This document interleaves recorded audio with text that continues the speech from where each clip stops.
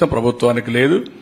మేము ప్రజల ఆస్తులకి ప్రజల మానభంగాలకి రక్షకులుగా ఉంటాం, ఫర్మ్ గా ఉంటాం, డిటర్మెంట్ గా ఉంటాం. ఏదో గట్టిగా అరిస్తే తప్పించుకోవాలనుకుంటే మాత్రం అది తప్పించుకోవడానికి వీలు కాదు.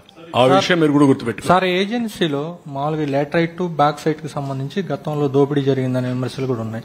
దానికి సంబంధించి ఏమైనా మీరు ఏమైనా పాలసీ తీసుకుంటారా? అంటే ఇప్పుడు ఏమైనా ప్రస్తావన చేసింది అందులో కనపడలేదు. అందుకని అన్ని కూడా వీళ్ళు ఎగ్జామిన్. మాకు దోపిడీ జరిగింది ఒక యాంగిల్, దాన్ని పరిరక్షించడం రెండో యాంగిల్. ఇప్పుడు ఎక్కడ ఒక్క టన్ను గాని లేకపోతే ఒక కేజీ కూడా దొంగిలించిపోవడానికి వీలు లేదు. Will be very form. పాతవి ఏ విధంగా చేయాలో కంట్రోల్ చేస్తాం. టీడీపీ గవర్నమెంట్ ల్యాండ్ ఏదండి ల్యాండ్ ప్రెజెంటేషన్ లో ఉంది కదా, ఆ ల్యాండ్ లో almost 70% of land Peddireddy Swarnalatha పేరిట ఆల్రెడీ రికార్డ్స్ మార్చేశారు. పెద్దిరెడ్డి ఫ్యామిలీకి ఆ ల్యాండ్ హ్యాండ్ ఓవర్ చేశారు. ఈ ల్యాండ్ పర్టికులర్ గా దీని మీద ఏమైనా మీరు చర్యలు తీసుకుంటారు? Already cancel చేయమన్నాం.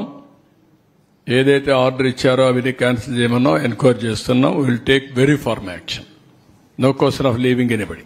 Sir, last time last 5 years almost చాలా మంది వైసీపీ నేతలు పెద్ద పెద్ద లీడర్లు అందరి చేతిలో కూడా చాలా వరకు భూములు ఉన్నాయి. మనం చూసుకుంటే కాకినాడ దగ్గర నుంచి చూసుకుంటే చాలా ప్రాంతాల్లో కూడా అదే.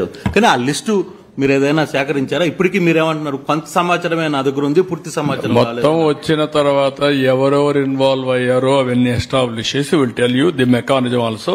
అందుకే నేను ల్యాండ్ గ్రాబింగ్ యాక్ట్ అన్నాను. గుజరాత్ లో దాన్ని అప్హెల్డ్ చేశారు.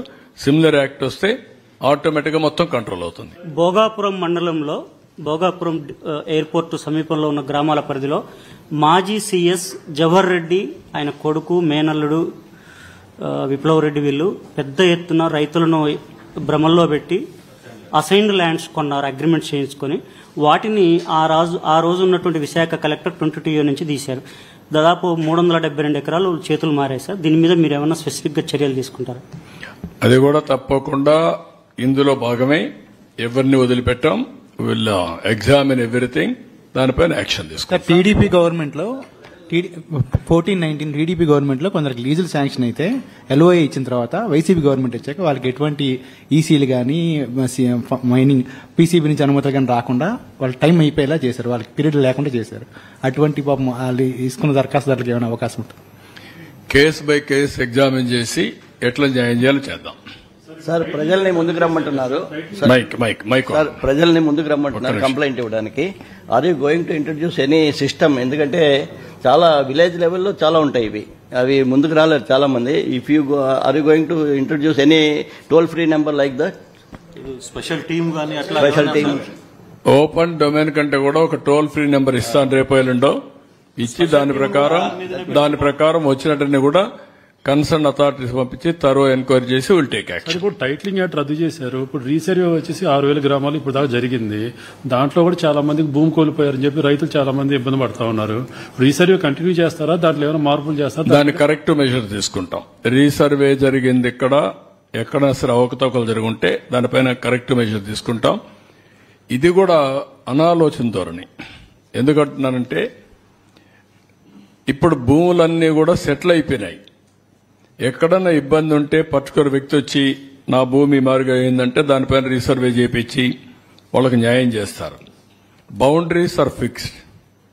నేను ఇంత మునుపు 2 సార్లు ఇలాంటి ప్రాజెక్టులు తయారు చేశారు. మీరు గుర్తుపెట్టుకోవాలి. మేము కూడా ఒకసారి తయారు చేశాం. కానీ మేము తయారు చేసిన రిపోర్ట్ మీరు చూస్తే కృష్ణా జిల్లాలో ఎంత ఇంప్లిమెంట్ చేశాం.